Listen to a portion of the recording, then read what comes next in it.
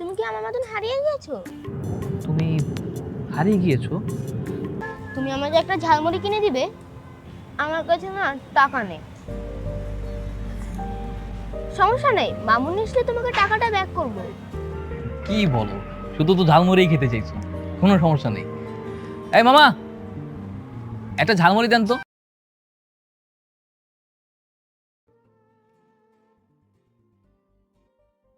20 টাকা না? হ্যাঁ 20 টাকা।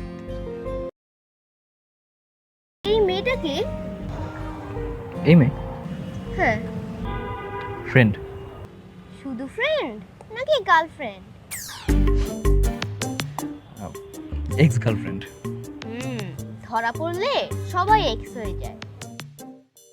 মামুনি আসতে আসতে তোমার গল্পটা তুমি শোনাতে পারো। আমাদের হয়তো অনেক সময় আছে। শুনবে তুমি? হ্যাঁ।